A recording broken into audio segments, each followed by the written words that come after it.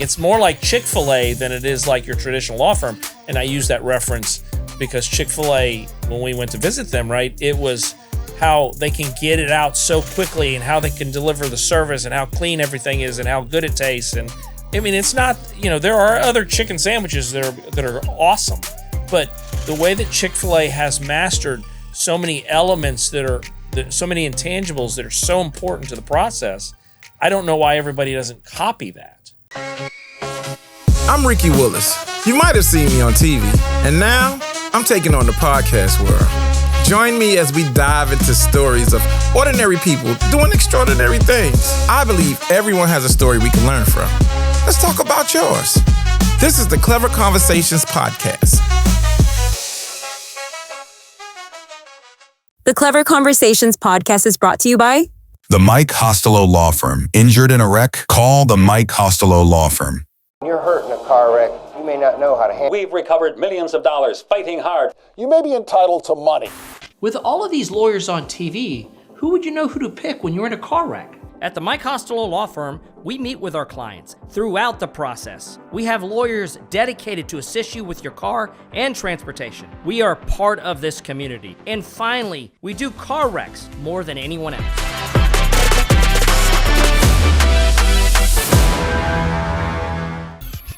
What's going on, baby? It's your man, Clever. You already know Clever Conversations. So today I have the absolute personal pleasure of sitting down, having a conversation with my brother, my friend, my manager, and my mentor. See, a lot of people don't get a chance to talk to their mentor, but I do. So today we welcome Mike Hostilo of the Mike Hostilo Law Firm. Oh, there you go. You hit it right. You hit it right, Rick. Listen, thank you for having me. It take me a little bit. We rebranded from Attorney Mike Hostilo, so thank you for having me, man. Thank you, man. This place, the digs are nice. This is tight. We appreciate you, man. Appreciate you. So do me a favor, Hoss. Do yourself a favor. Okay. Tell the people a little bit about who Mike Hostilo is. Just kind of a brief synopsis of who Mike is. Son of a Marine, son of a Japanese immigrant. Grew up in Southern California until I was early teenage, and then moved to Beaufort, South Carolina. Dad is originally from this area. Went to Savannah High School, and went to the University of Georgia. I'm a proud Georgia Bulldog. I'm a proud cheer dad. I am very proud of my Asian Japanese heritage. Very proud to be a lawyer. Been in Savannah for 33 years. Only job I really ever got with the great George Zettler, which our conference room is named after. And, now moving into the golden years of my life, I am more philanthropist, more statesman, still a lawyer, still have a great law firm and great people around us, but more of a philanthropist, statesman, dad, husband, son, friend than kind of trying to chase ambulances. Oh, that's funny. Every time somebody say to me, ambulance chase, I said, we're so good the ambulance chase us. That's right. You said that in your jingle. They That's chase right. us. So, Mike, let's talk a little bit about growing up in school. Let's talk a little bit about middle school, high school. How was that? And where was it? Middle school? Yeah. You got to get the... Beaufort, South Carolina. We moved there, like I said, in 7th grade. That's an interesting question. I told somebody this the other day because I learned my street skills, for lack of a better term, because there was a dude named Byron Mulligan. Byron, I apologize if you're still around or you're listening to this. But Byron Mulligan was, for lack of a better term, a bully.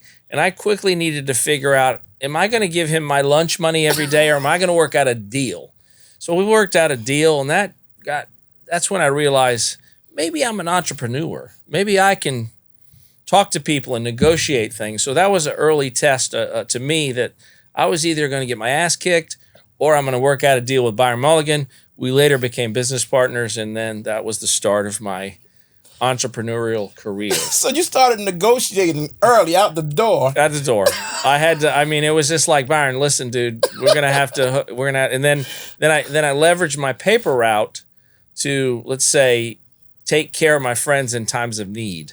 Right. That's the way we'll leave it at that. We'll just put it there. Yeah, that right there. So yeah. So then that from paper route, it worked into all different forms, and then then I'm here now. So high school I played lots of sports.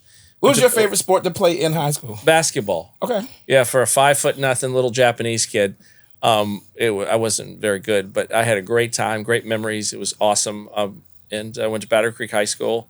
Shout out to Battery Creek High School. The Dolphins. Rick and I have spent some time with them, and still connected to them at some level. But yeah, I enjoyed that very much. Playing high school basketball or sitting on the bench and watching other people play high school basketball. I fail to believe that because we've got some basketball commercials for people that haven't seen the Mike Hostilo commercials. We have some basketball commercials where he's shooting a 3-pointer. Now, me being there, seeing it, if it hits the backboard, he don't want it. Oh, God, if it skips the rim, he don't want it. Let's shout out to In Market Arena, our community partner that lets us let real basketball players play in our tournament in November. Shout out to In Market Arena and Jay Gallagher and all those fine people that let me shoot baskets out there. But so let's talk a little bit about that. What is the In Market? What goes on at the In Market Arena? So this will be our fourth year, maybe our fourth year. Initially, it was a college tournament, and then it sort of morphed into a high school tournament. And Coach UTEF Gordon, reach out to him. I hope you're doing great. I hope your health's awesome. Awesome human being. Has sort of taken it over for us. And then Rebecca Mason as well. Awesome people that just let you and I show up and shake hands and kiss babies. But the first night is generally USC Beaufort, go Sand Sharks, against Savannah State Tigers, even though I'm an alum I took 2 classes at Savannah State. So I went to Savannah State, and they play on Tuesday night, and we call it the River Rivalry. And then we have Thanksgiving, and then we branch into the weekend where it's high school teams, boys and girls high school teams, not only from the area but from the region. You know, we've had some teams from Macon come in town, and South Carolina. My Battery Creek Dolphins did not fare so well, but so yeah, it's just an outreach of community. In Market's very good to us, except the food's too expensive over there. To be honest with you, but it's a good thing. The kids they get jacked up to play in front of a big arena with bleacher. I remember when I was a kid that if you got to play basketball with bleachers behind the basket, that was a cool thing. And so we've done it for it's a philanthropic event. We're not really trying to do anything but just kind of spread the word and watch these kids play hoops and have some fellowship and sportsmanship and all those good things. And like you said, the children that's playing, especially the high school students, I see that they are overwhelmed with the opportunity to be able to play in such an arena. 100%. And so I never did, I never got to sit on the bench at something that fancy. But In Market is a beautiful facility. In Market Arena, beautiful facility. We caught them at a sweet spot where we were able to leverage this. And like I said, between Coach Gordon and Rebecca Mason and you and Monty. Monty Jones and that crowd, Jay Gallagher, they've been really, really welcoming and let us have that event. And it's been a really cool thing. City of Savannah, Mayor Van Johnson, who helped out with the parking. Thank you, Mayor. Shout out to you. Yeah, shout out to Van Johnson, even though he's a Savannah State alum. And I'm a Sand Shark now. It's been. I'm probably going to forget some people. We'll forget some people, but it's been a very, very. It warms our heart. Let's just put it that way. So let's talk about what was the thought process behind it. What did you wake up one morning? You know what? I didn't have this opportunity coming up, so I think we should give this opportunity to. How was the thought process about coming up with the Hostilo hoops? So back in. Originally, I had brought a basketball game to the old Civic Center, Georgia Southern against Georgia, in like 2002, 2003, and it was just not well planned. It just sort of flopped, and it never got any traction. And then I kind of randomly ran into this dude in California when I was visiting family on vacation, and he came up to me and we were talking basketball, and he said, "I'm a promoter," and that just sort of got the legs going. He's not involved with it anymore, but then the biggest part was In Market Arena being so receptive and so willing to work. Because I don't know if you checked their schedule, but they got something going on from a concert to a tractor pull to I don't know, gardening, UFC to whatever. I don't know. I mean, they got something going on every night, and for them to slice off a week and do it for almost nothing for us is awesome. And like I said, we're not raising any money to give to any organizations or anything like that. We're just thanking the kids or the people that help the kids, the coaches, the parents that make a commitment, to support their kids playing high school sports or college sports, and we get to use that platform. It's a beautiful arena. Okay, that's a great segue to helping the kids. So everybody in all of the markets that you're in know that you are a philanthropist and that you give back to the community in so many different ways. Last weekend, we had the opportunity to continue that legacy, if you will, and it was the Hostilo Helps the scholarship. Can you talk a little bit about that so people know what that is? So Hostilo Helps is something that Olivia Warnock, their team as well, the people that we borrow from the law firm. We have a one-time charitable golf tournament, Chessie Creek Club, where I spend a lot of my time. Shout out to Chessie for just absolutely, just like in market, just handing us the keys, getting the hell out of the way, and say have fun. And a lot of people we do business with, a lot of my friends, too many people to name on this segment, but just absolutely stand up and answer the challenge and open their checkbooks and help a lot of good kids. Basically, the baseline idea was I was given the opportunity to get in a college preparatory program through some other people, and that catapulted me to the University of Georgia and then ultimately law school. And so I come from a working class family, love my parents, still here, 86 and 85, but dad's a Marine, mom's a seamstress. And college was just sort of I didn't even think about it, right? And when I got on the right track, people led me in that direction. And hopefully the Hostilo Helps program, through direct relationships with schools here, schools in Macon, schools in Columbus, Georgia, that we're able to send kids to school, to a college preparatory type school. And then on top of which we give to other like-minded, like-kind organizations that help, kids with, leadership, educational development, college preparatory, what have you. I mean, we're still getting our feet wet here because this is only year 3 and it's been a huge success, and most of it's due to Olivia Warnock. I mean, she just shout out.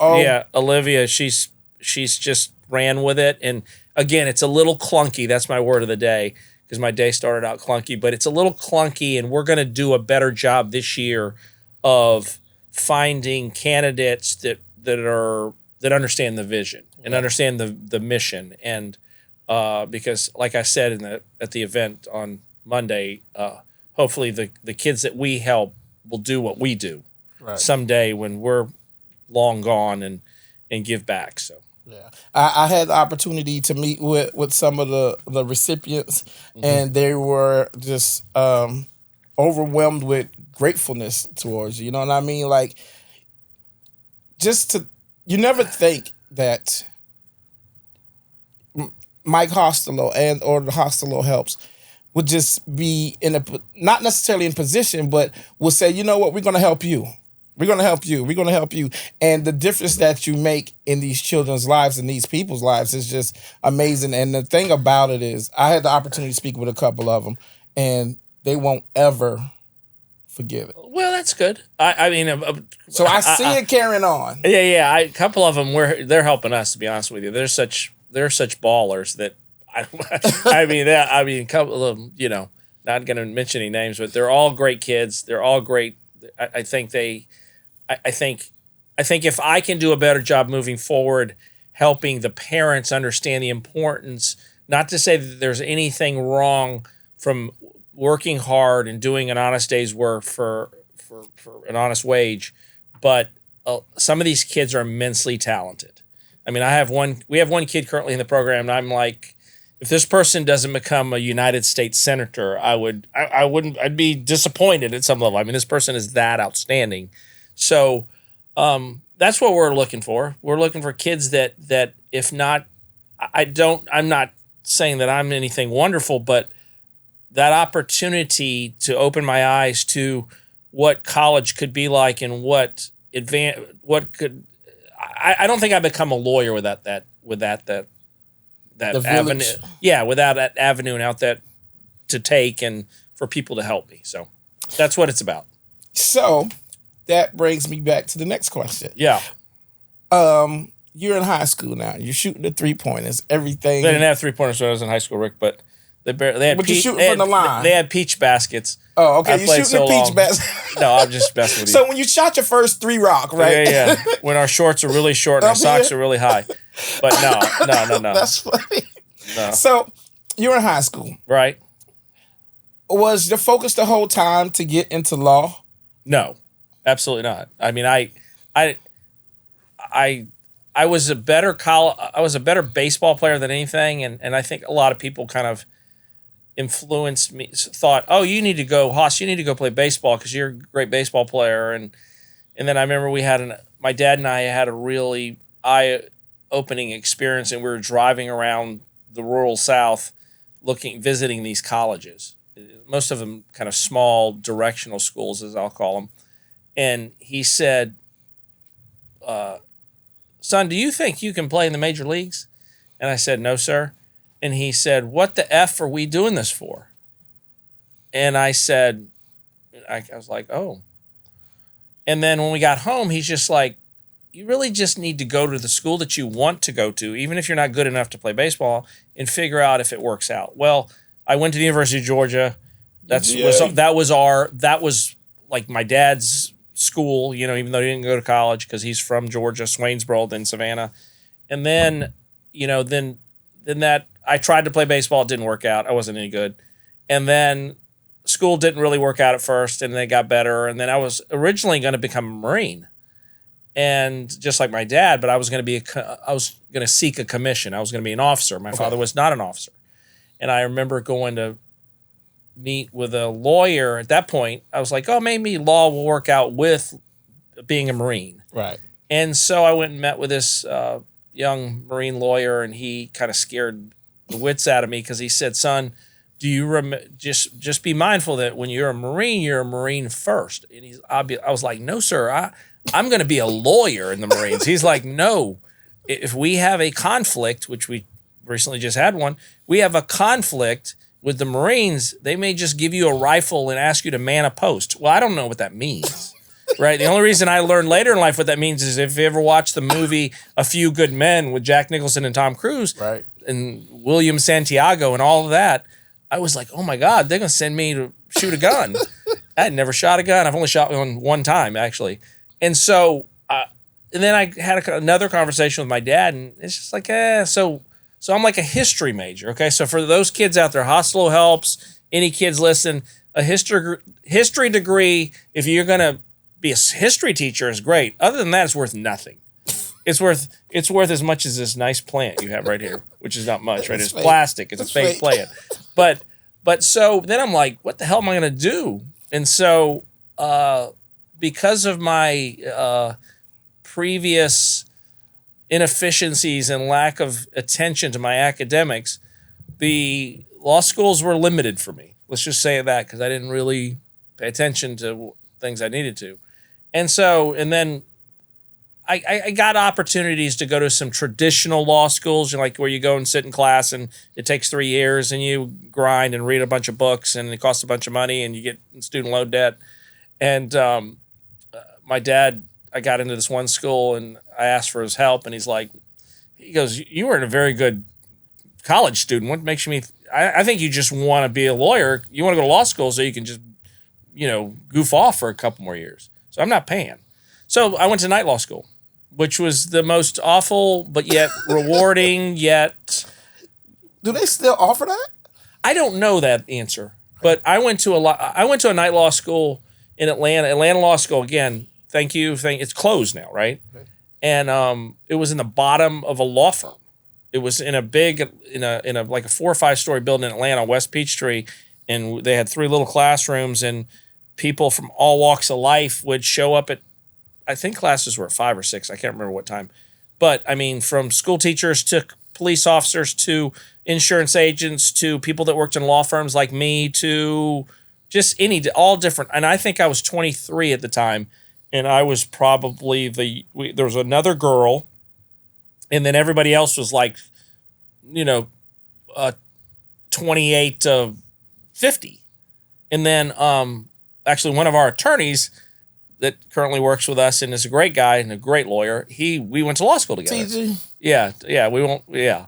And so he was even more committed than I was, because I lived in Atlanta and still tried to do the traditional law school thing, but I worked in the daytime. He commuted from down here in South Georgia up to Atlanta like a couple days a week. He would drive back and forth.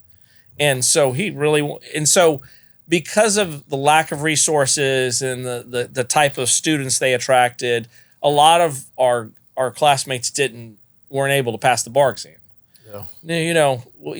I fortunately they let me. I don't know. Maybe they just gave me the golden ticket like Willy Wonka. But so I got through. And then when you go to a school like that, the opportunities aren't great. It isn't like Wall Street lawyers or law firms are handing you job offers like Tom Cruise in The Firm, right? Yeah. It's limited. So my dad was in the Marine Corps with the great George Zettler, as you know, that's one of my mentors.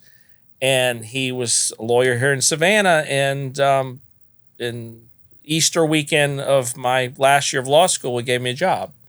And that's the only job I've ever had, basically. So that was in the fall of 1992. And it was, when I think about what the salary was, or when I think about what it was like back then to be a lawyer versus what it's like today, it's just absolutely crazy. So that's basically the story. Come in the office with boxes and boxes and boxes of paper. Fax machines like that crinkly paper that made that noise. And then the little, the thing you didn't want when I was a baby lawyer is if you had to go to court or you left to go to lunch and you came back and you had those messages. It was on that little like sphere, and they put the paper. Yeah. And then you'd get the pink message.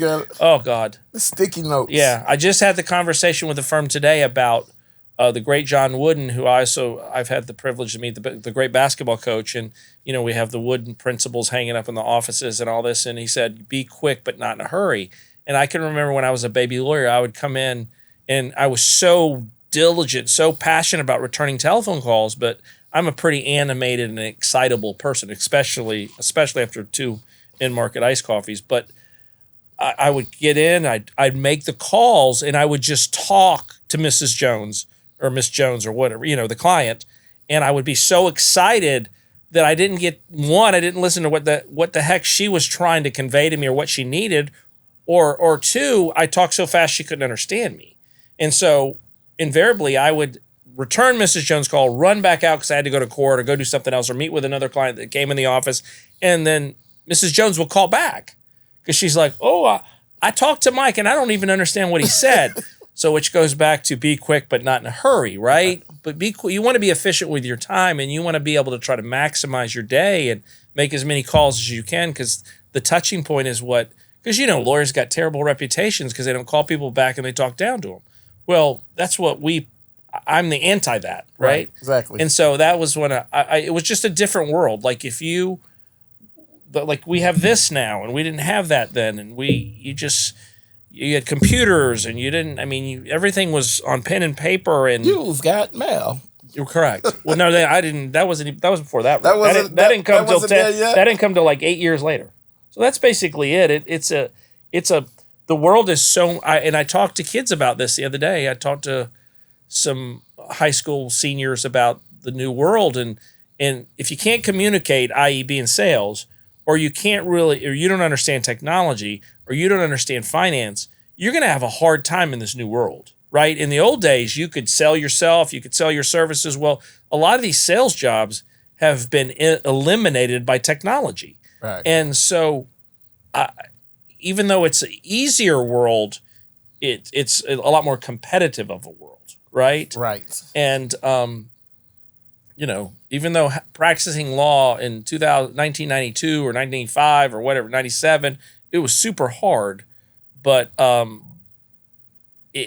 don't know, it just seemed if you just sort of outworked everybody, you were going to succeed. Right. And I still believe that today, but it's so tricky now because there's a lot of smart people out there. So I'll leave it at that. There's that.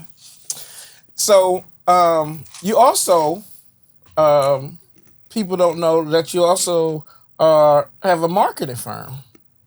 Partners. Well, yeah. Rachel LZ Fox. I don't know what her name is this week. Yeah, it's a Rachel.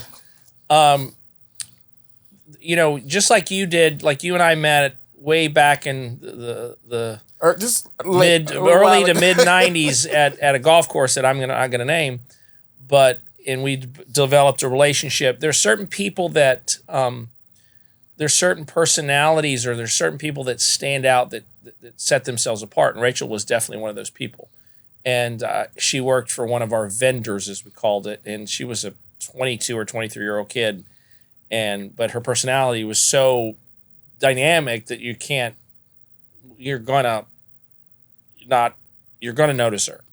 And so in 2018, we came up with the idea to form Noi Media Group, which is named after my daughter, as we all know, or these people don't know, but and then Rachel runs it and has done a magnificent job of helping us with that process. So, we have an advertising agency. We have the benefit of the Mike Hostilo law firm is a client, and we have other law firms and a handful of other businesses that we represent. So, her and her team do such a great job that they can leave me out so I don't screw it up. Aren't you glad you chose? You see what I did, Rachel? I got you. Aren't you glad you did that? Yeah, right. Number one, I don't like orange, and I don't like going to Atlanta, which I'm going to do tomorrow to go see her. But other than that, Noi Media is great. It's great. Like Chris and Drew that were there last week at Hostile Helps. Yeah. I can't thank you enough for that. They're great guys, gentlemen. Yeah, great fellas, and Bree and all those people. They're awesome and kick butt, and they let me.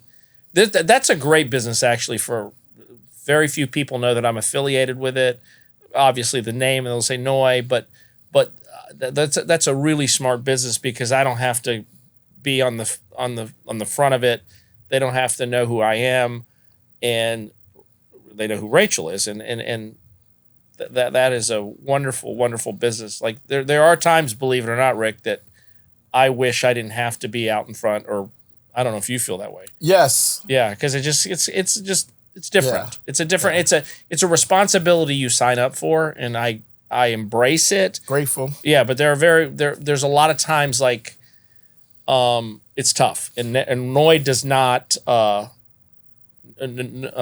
Rachel allows me to stay detached from it, right? And she can be the face, and where you and I are the face of the law firm, it's at times you have to kind of bite your because everybody's not gonna love you, and everybody's not gonna be wonderful and embracing Sunshine. Of you. Yeah, and thank you are the greatest thing since sliced bread, but it's a responsibility, and I signed up for this responsibility, and I just remember recently there's a professional. I'm a golfer, as we get it out there.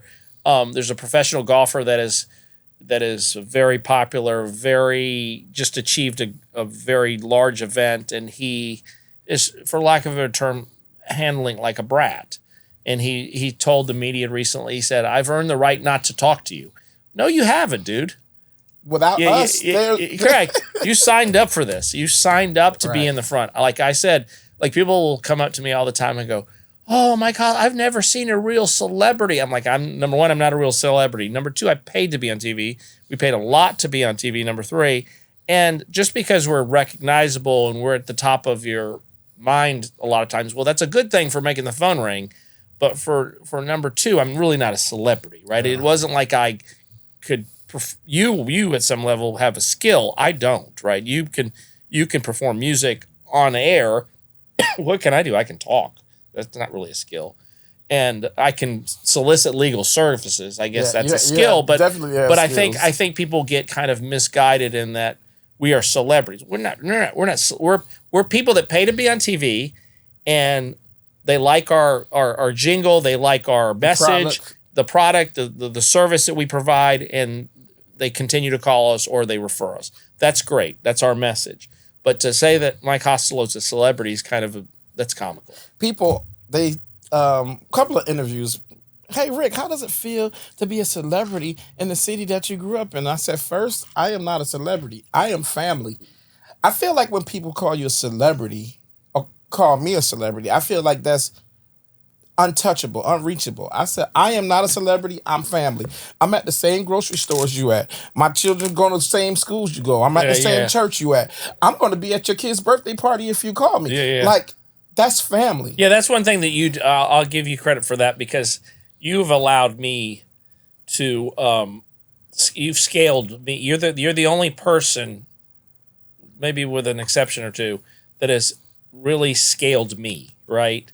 And that's the hardest thing to do in business is scale yourself. And I've seen a lot and you take a lot of the blow for me when you show up at events, the ice cream thing, and all of our team, like Augusta, we had that thing, the Summer Bash.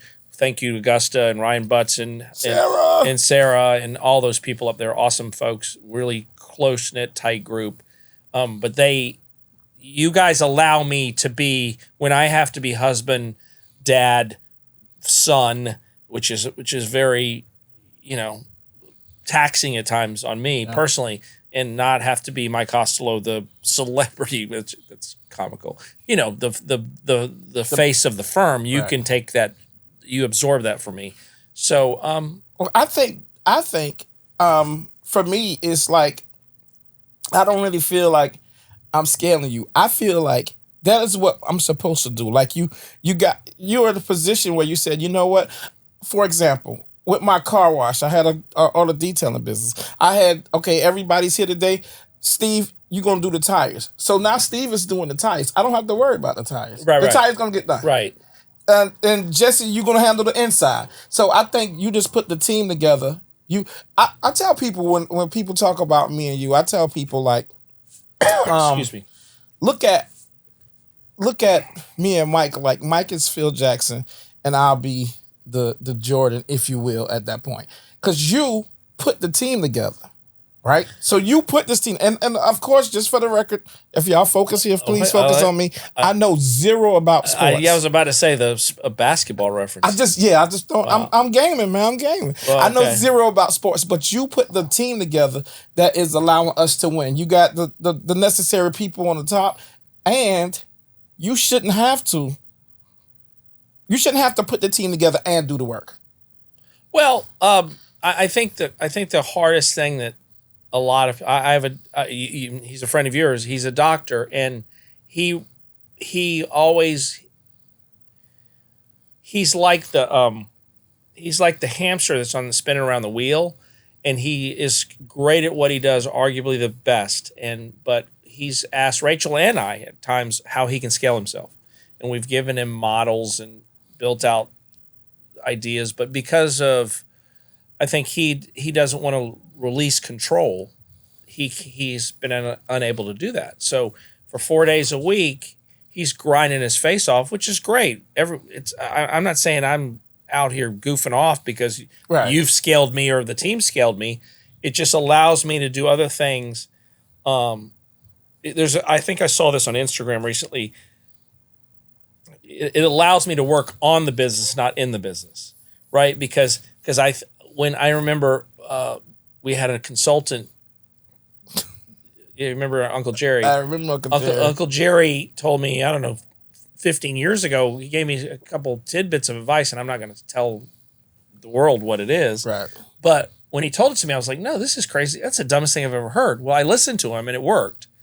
And so it's really tough to, especially someone of my personality, to release control and to trust people to do things. It's your baby. Yeah, correct. It's my ass on the line, right? Right.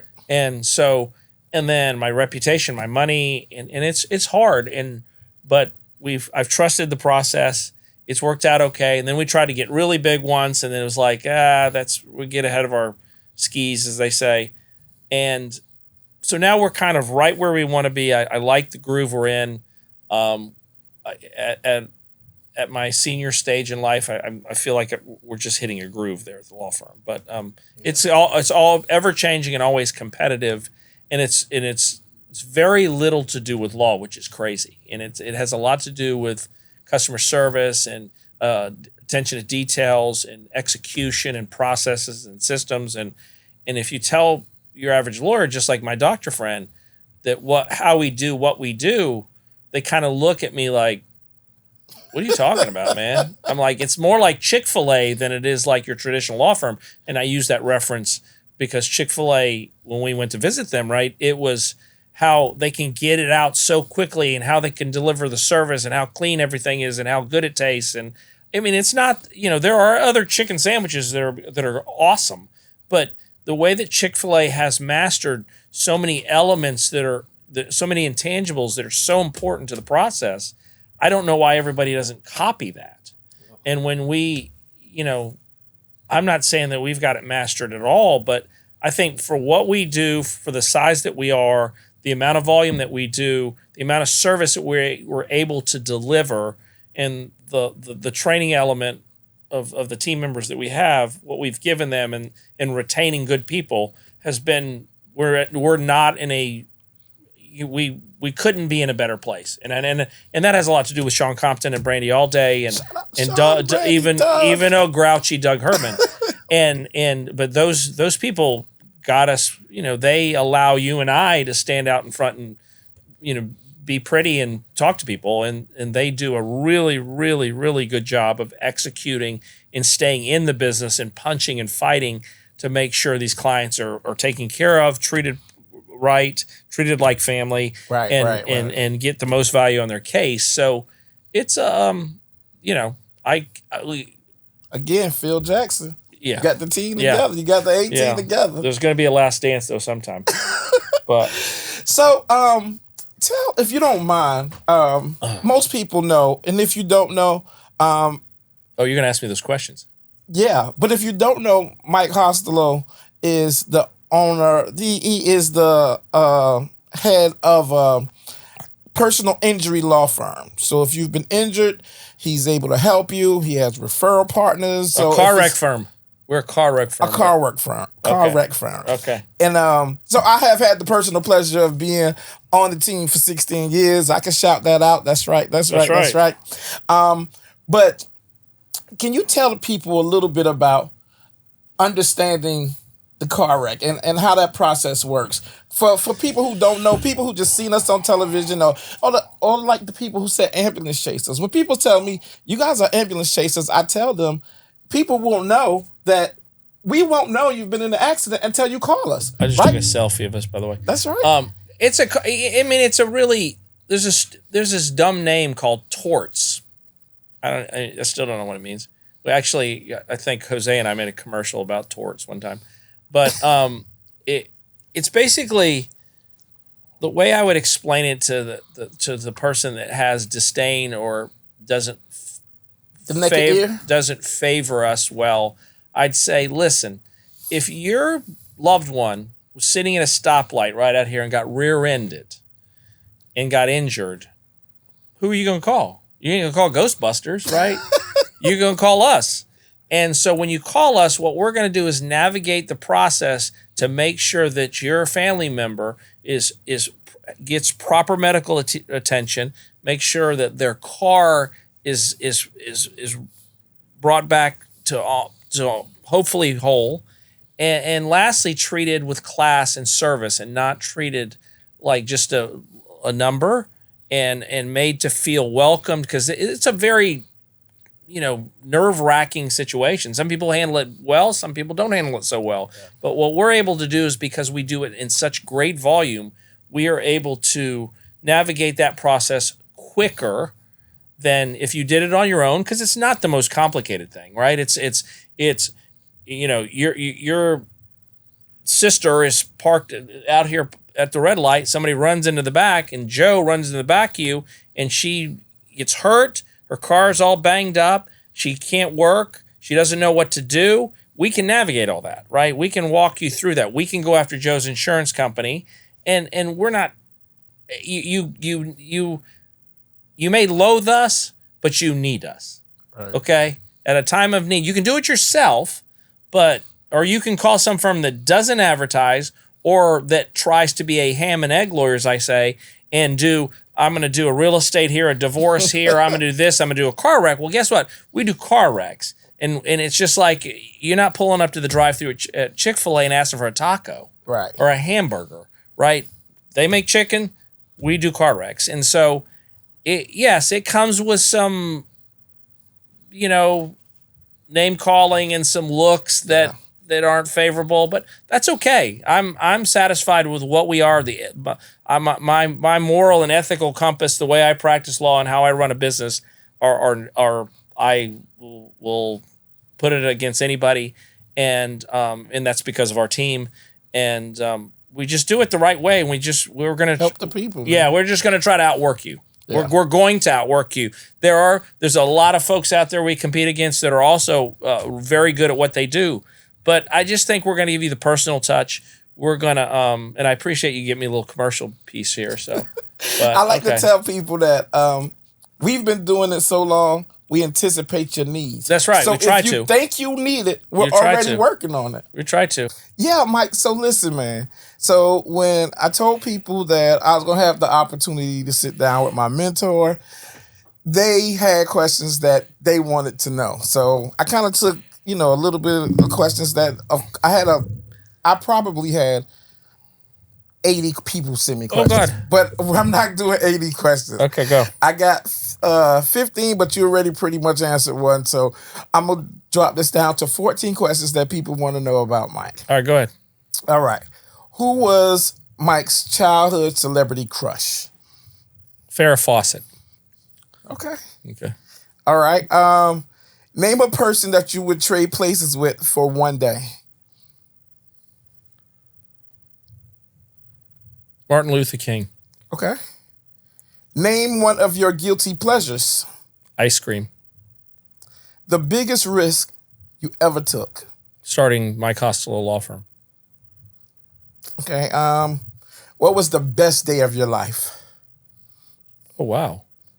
When Noy was born. Birth of your daughter. Can't beat that one. What was the best compliment you ever received? You're taller than I thought.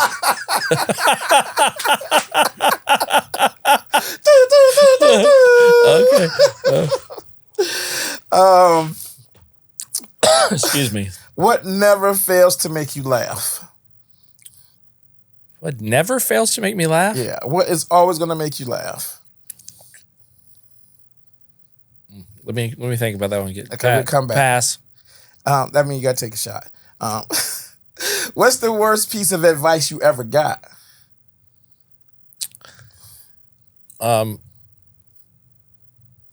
Never turn down bleep, and it relates to the opposite sex. Okay, gotcha. That's a terrible piece of advice. Awful. A lot of times you have to turn it down. You better. Yeah, it gets you in trouble. It's undefeated. Yes, from the beginning of time. Yeah. Something you wish you were better at. Something I wish I was better at. I mean, there's a lot of things, isn't it? I mean, there's just one thing. Just give them one thing. I'm gonna say, something I wish I was better at. I wish I was better at being able to convey my thoughts properly because I'm so scatterbrained and there's so much rushing in this jughead that I wish that as I've gotten older, I do a better job of being able to convey my thoughts and communicate. Whereas, remember that story earlier about when I was a kid and returning the telephone calls and I would talk so fast? I think it's a constant refinement process, and I'm just ever trying to get better at that. So that's probably number one. Cause again, communicating and interacting with people is so important to me. And a lot of times I might rub somebody the wrong way, or so if you see me out there, guys, and I always seem like I'm in a rush or I'm just whatever. I'm not. I'm sincerely not. I just have so much going on in this big ass head that I can't get my thoughts out sometimes. So I'm getting better at that, but I want to be better at that. Side question, Mark, just from me. Okay. Do you think you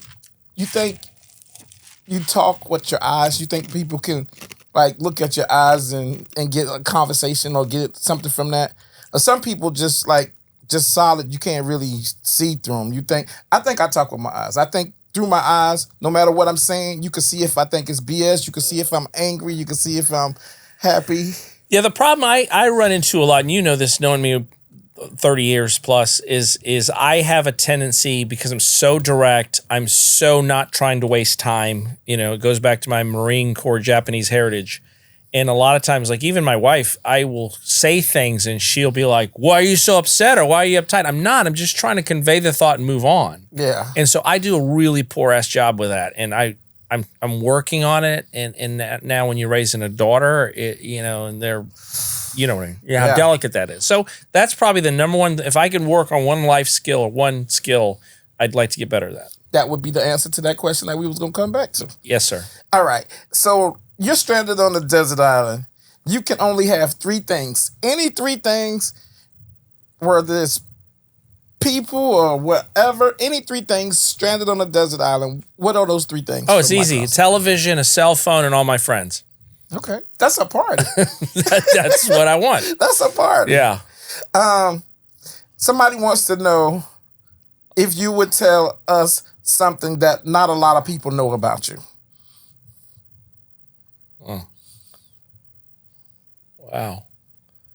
Something that not a lot of people know about me. I don't like barbecue. Really? Yeah. I don't know why. Okay, So I don't like Jose's not going to lunch with us then. Yeah, I don't like the texture of it. I just never.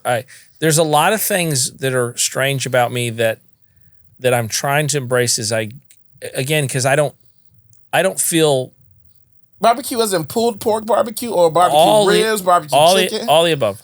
Okay. Like wings. Like I was with some folks on Friday night, and we went to a sports bar type place. And they ordered wings. And I'll eat a wing or two, but I don't ever crave them or order them. And there's a lot of things I guess the main thing that people don't know about me is, even though my father's from the South and I moved here as a teenager, I'm really not that Southern. Right. And I don't know if I'm not trying to be not Southern. It's just that I don't do anything that the average lot of Southern males do. I just don't do those things. I'm an avid golfer, as we have talked about. I'm avid Georgia Bulldogs, support all the teams, ladies softball to football, obviously. But there's a lot of things that have never really and barbecue being one of those things. Or I love fried chicken, but I love grits and Southern breakfast. But outside of that, there a lot of the things that associated with Southern culture, I don't care for. What is one of the things you wish somebody had told the young Mike Hostilo? Pay attention to school, work harder, school's important, because I was such a wise ass. I thought, oh, I'm smart, because I can pick up things very quickly and I can cut corners, and I tried to cut corners even in the practice of law early in my life, and there's no cutting corners. Yeah. I should have just listened, just grinding and paying attention to the process and putting in the time pays dividends, and no different than exercising or relationships or the food you put in your body to in schools. And I just always thought I was such a wise guy, because I was a bookie / paper route salesman in the 7th grade, that I could just hustle everything. And it doesn't work like that. Yeah. And if I had to look, when I tell young people this, I'm like, you don't have it all figured out, dude. And I've been here almost 6 decades, and I still don't have it figured out. Right. I mean, I get better, but I'm slower. I'm not as quick. I'm not as sharp. I don't sleep as well, So when you're 20s and your 20s, your teens, your 20s and your 30s, when you think you're bulletproof, you're not. Yeah. And you try to cut corners, don't. That's it.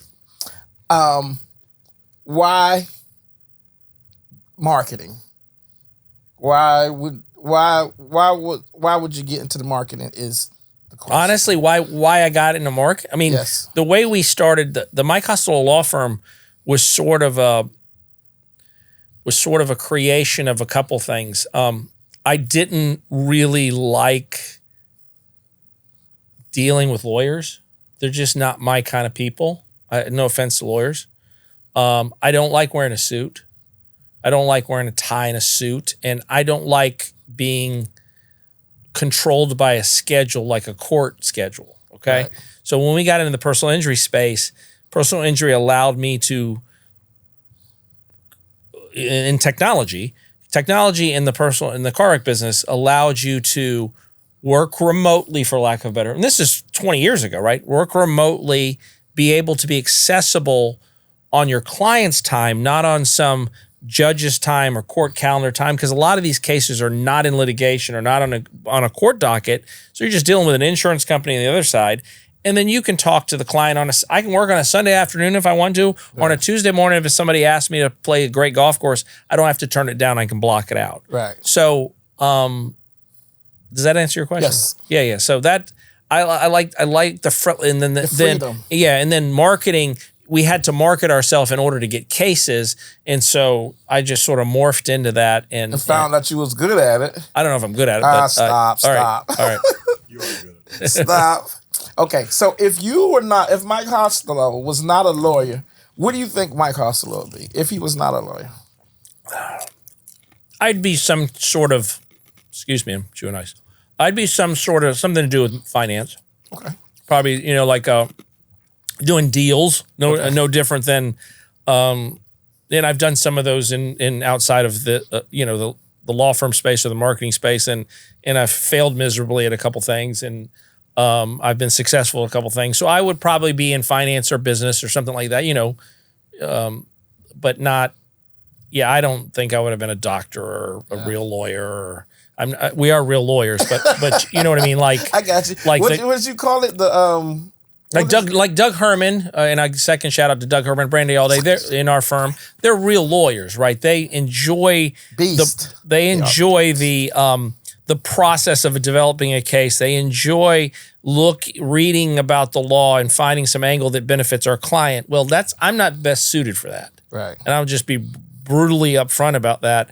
I'm best suited to I can sit with Miss Jones in her house, in her hospital room, or she can call me and I can give her comfort that I can connect with her and that our firm is the right firm for her because we have the team to be able to facilitate and prosecute that case to a successful ending. Yeah. So that's what I say about me. I worked a couple of places and it was machines, and I'm like, I need people. Correct. Then the human touch. Yeah. Then some point somebody was like, let's give you a desk, and I was like, I need people. So I get exactly what you're saying. Yeah. Let's go quick if you don't mind. I know you busy, man. Let's talk about golf. What made you want to get into it? So when I was trying to play baseball at University of Georgia, which was a miserable failure, I sucked. And there was a guy in my hall, in my dormitory at Myers Hall named George Wesky. And George Wesky is still a great friend of mine, lives in Memphis, works for Federal Express. Shout out to George. What's up, George? And GW. He would go to the driving range. And then it turned into kind of a Wednesday afternoon. I think it cost $6 to go play at the university golf course. So then the combination of the competition of golf, like having a little wager with your friends, being outside and trying to master something, but also then there's so many elements of golf that I could probably talk hours and hours upon about honor and ethics and conducting yourself, life skills, and they have organizations like the First Tee that do a great job that teach young people about the game. And and all of that, from music to listening to music now and having a cold beverage and networking and all of the people interaction. But it's just, and it's something, it's a game of a lifetime. Like yesterday I played in the morning with a 70-year-old guy who's in a jazz band, by the way, Dave Skinner. Shout out to Dave. Shout out, Dave. Yeah, we need to go see one of his gigs at one of his. He's a retired businessman, and he now has a band. To seeing two 13-year-old Hostilo Helps kids come over and watching them hit golf balls. Okay, so 7 to 13, there isn't people playing baseball. There isn't people playing softball. There isn't people playing basketball. There's definitely not people playing football that are with that range of age and different walks of life and different, types of people. And that's why it got me to travel, right? So when I got into golf, I started realizing, I geeked out into the architecture of it and who built this course, and I wanted to go see this course. And then that ties into going to eat. You got to go check out this steakhouse. You got to check out this seafood restaurant, or you got to go to this bar, or you got to go see this, go sightsee in this city when you go play that course. Right. And so it's just kind of been a cumulative effect of, in all the relationships that I've made. I met you through golf, right? Yes. And so a lot of the good things and the positive things, even though my dad isn't really a golfer or was a golfer, it's just been, it's in the top 3 or 4 things I've done in my life. Okay, and people that don't know, he is a really good golfer. Oh, no, stop. Stop. I had the opportunity to be one of his partners on his team. I lost $20 yesterday, though. I had a chance to be on his team on a golf tournament, and I was like, I knew he could play, but I didn't know he could play. Well, I can't play, but whatever. Whatever. Next question. I knew he could play. So which golf course, taking nothing away from your home stuff, local stuff, if you could only play one golf course the rest of your life, no matter where it is, which golf course? One golf course for the rest of my life? It's the only golf course you could play. Where would it be? Probably Chichester Creek. No, without being local, I'm saying. One golf course every day the rest of my life. I don't think I have one. To be honest, so you don't have a favorite golf course anywhere? Chichester Creek's my favorite golf course. Probably. Shout out to Chichester Creek. Yeah, thanks for everything you do. But no, that's what the great thing. It's just like saying playing golf courses when you get spoiled, like the golf has spoiled me, is you don't just go if your favorite restaurant is this restaurant. If you went there every day, you get sick and tired of it. Right. So. Excuse me. So I don't really, that's the beauty of the game, is like a tennis court is a tennis court is a tennis court. You just hit the ball back and forth to each other. Right. A golf course, you could play in the mountains, you could play in the ocean, you could play in Scotland, I just recently got the ability to go back home, or as I call it, the home country, to Japan in April and play in Japan. It was a completely different experience, even though we introduced the game to them than it was in America, or Scotland that introduced it to America. So, yeah, it's just a game of a lifetime, and it makes, just like Hostilo Helps warms my heart, golf warms my heart. Mike Hostilo Law Firm warm my heart, right? But people and relationships and experiences, I don't need fancy watches, fancy cars, big house. I just need experiences. Right. I need to touch people. My responsibility now is God has given me a lot of gifts and a lot of great blessings, and now I have to share those blessings and try to help the next generation. And we use golf as a mechanism. Yeah. So does that answer your question? Yeah, it does. So you took me for a loop for my next question. So we're gonna get. I know we getting ready to close it out here shortly. Okay. So let's talk about hip hop. What's your favorite hip hop? I just had this conversation with Dave Skinner again. Shout out to Dave. We're riding the cart, and since he is a little more prone to listen to urban music, as I'll call it, I do not. There's certain genres. I'm not going to say it exactly. I despise. I don't despise anything. Right. Despise is the wrong word. I can't listen to. It only has like 3 chords in it for you 2 music guys in the room, and you're just like, I'm convinced that I could do that genre of music. Hip hop has always been kind of or soul music or R&B or black music or whatever you want to call it has always been a part of my life because my parents were, my parents just recently, Jamie Rivers, thanks for what you do. Jamie Rivers took my parents to see the Temptations and the Four Tops, I think it is.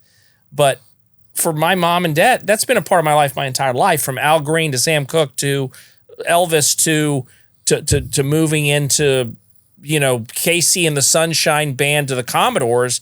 And then that just gravitated as soul music turned into R&B, then turned into hip hop, then turned into rap. So I've always been kind of slanted that way. Yeah. And then when I moved to South Carolina, when I went to Battery Creek and I played basketball, that's what we listened to. So that's just always been kind of my jam. Yeah. Right. It's just always been in my blood. And when I ride around in the car and I'm flipping around, I'm going to listen to that. And I know I give you grief about yacht rock. So you're not going to listen to yacht rock? I don't mind yacht rock. It's okay. I know all the songs. I know all the songs from my childhood.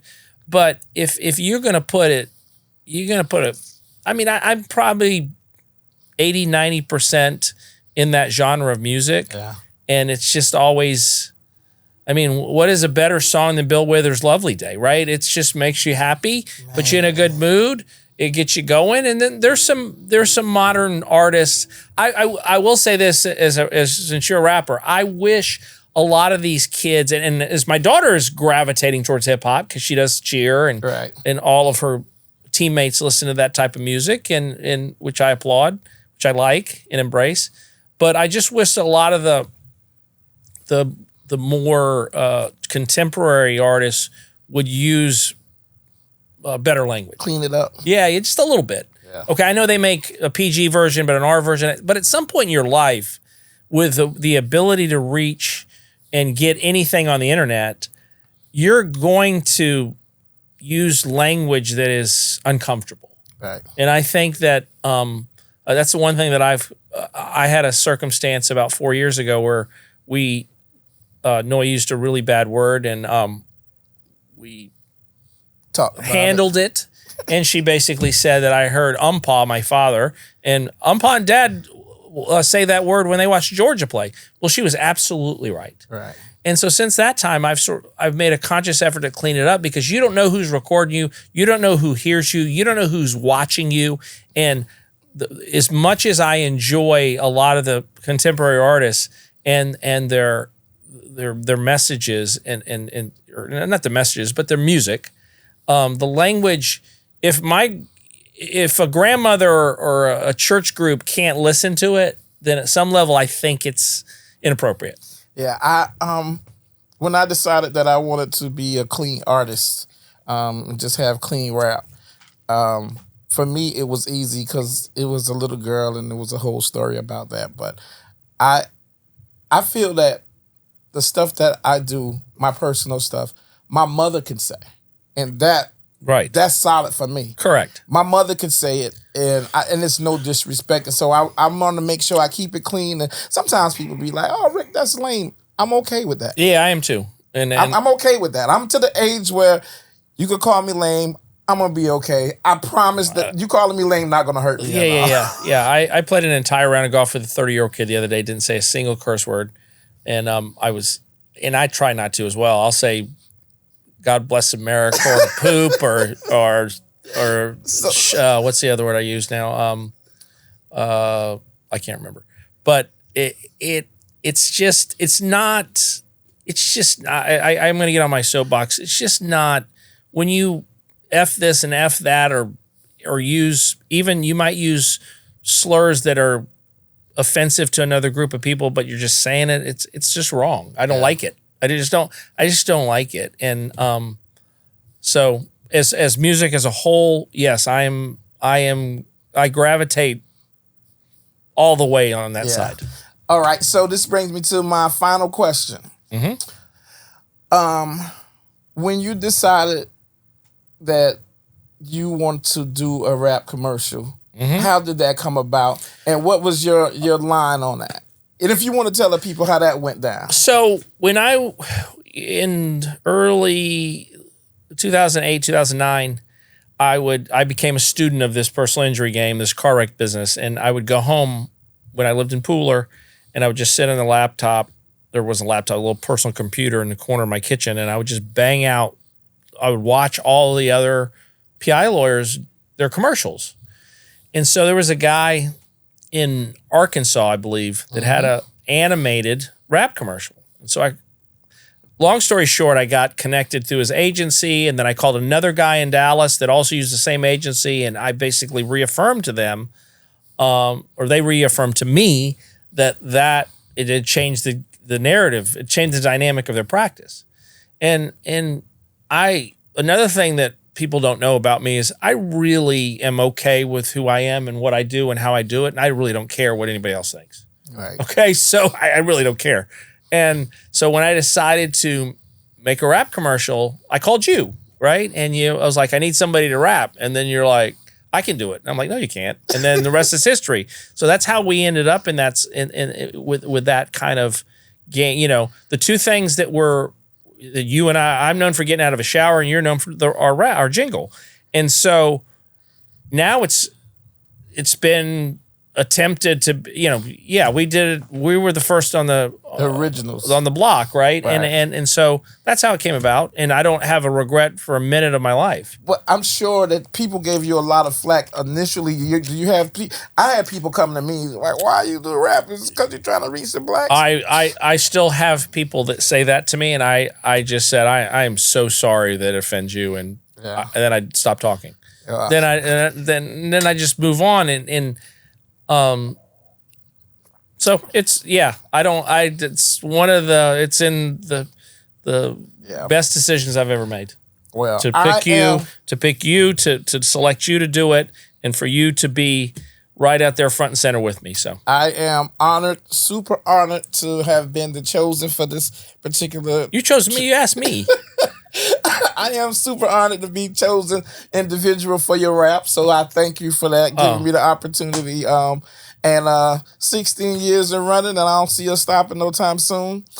Mike Hostilo, please tell the people how they can get in touch with you. If anybody needs, look in the camera, tell them how they can get in touch with you. 844-438-6453 or locally 912-234-3142, or go to MikeHostiloLawFirm.com or find us on Instagram, Facebook, any of those platforms. And so that's no more commercial stuff. But I can't thank you. I'm so proud of you. This is awesome digs. Thank you, brother. Thank you. This is just an extension of all that you've done for me, all you've done for the firm, all your success, and this is just a byproduct of it all. We're so proud of you. I appreciate you, but I would not have the opportunity or platform without you. So again, thank you. Okay, you're welcome. Thank you. Right, so we want to end every episode by saying 2 fingers, 2 fingers, one love, peace and love. We out.